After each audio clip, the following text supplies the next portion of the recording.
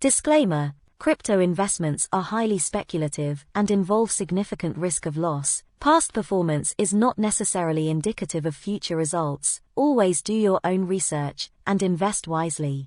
Why banning crypto will not be as easy as many governments think. As the Bitcoin market begins to recover some of the losses from last week, it occurs to me that oftentimes new crypto investors easily become frightened at the possibility that eventually governments can just simply crack down or outright ban cryptocurrencies, which is why I believe that many people have far too short of an outlook of the current possibilities in cryptocurrencies in general. In this article I intend on going over a recent article that I read called "Young and Angry Voters Warn Politicians Over Crypto Crackdown," and I will interject my opinion on why I think this is a clear-cut sign of the turning tide of global perception of crypto. Source link to the article will be in the description below. To borrow a phrase, Pandora's box has been opened and there's no going back from here.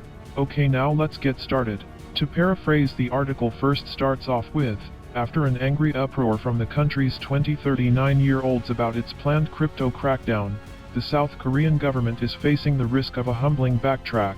After a perfect storm of falling crypto prices and a strongly worded message regarding crypto from the Regulatory Financial Services Commission's president, the uproar reached a head over the weekend. Ian Sung-soo, the commission's head, effectively repeated the government's and the central bank's anti-crypto biases in recent weeks, arguing that crypto has little intrinsic merit and is fundamentally uncontrolled. He also cautioned that after new legislation took effect in September, the overwhelming majority of crypto exchanges in the country were likely to shut down.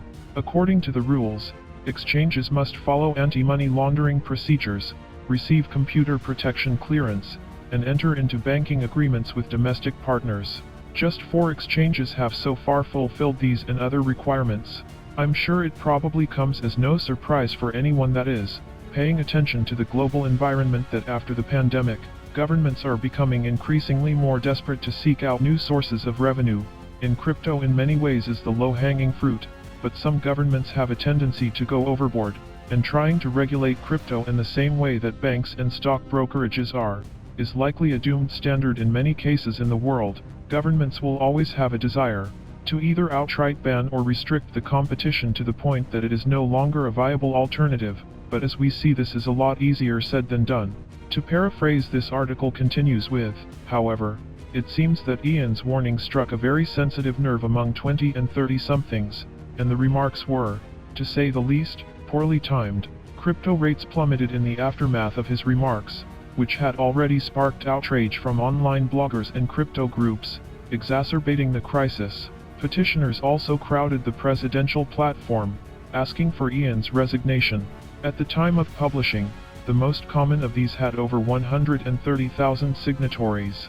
Another petition to the president had almost 80,000 signatures, demanding that the government fire Ian. Its author also demanded that Seoul establish a regulatory system that would turn the country into a crypto business powerhouse. Another petition, of almost 20,000 signatures, urged Seoul to consider the cryptocurrency business as a legal and above-board field if it planned to tax it, which it would do starting in 2022. One forum user was irritated by what he perceived to be Ian's condescending language, as well as the fact that Ian had said of crypto, "If younger people go down the wrong direction, it is their elders' responsibility to correct them and remind them where they have gone wrong." The government is wary of retaliation, remembering the depression among cryptocurrency investors that erupted in the country during the previous bear market, early 2018, following a moratorium that culminated in a complete prohibition on initial coin offerings, ICOs, and other initiatives. A wave of suicides and alienation occurred, with many accusing the government. Democratic Party officials informed Yonhap that they were now trying to look at the problem by establishing networks of contacts of young people who invest in cryptocurrency. The group also suggested that control should be left to the markets. The People's Power Party, on the other hand, seems to have jumped at the chance to score political points, announcing in a separate Yonhap story that it had formed its own task force to look into the matter. The opposition party was cited as saying that it needed to remedy the crisis and that the government's policies had made young people feel misled. Young people were correct to feel resentment over the problem, according to People's Power lawmakers, who said that Seoul should have consulted experts before making its crypto policy decisions. The government and the governing party are at a loss on the topic of cryptocurrencies.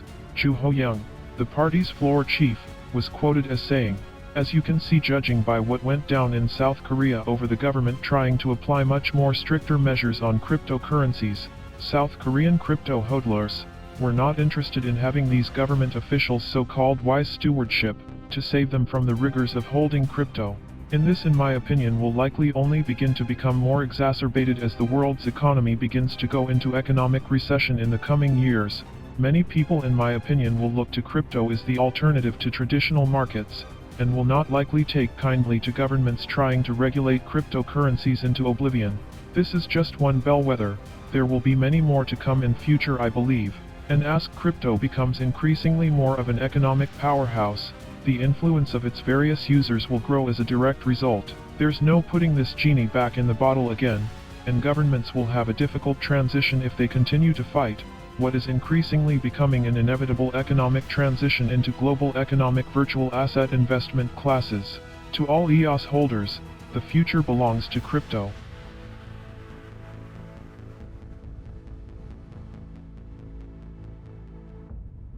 Thank you very much for watching. If you enjoyed, give us a thumbs up and subscribe.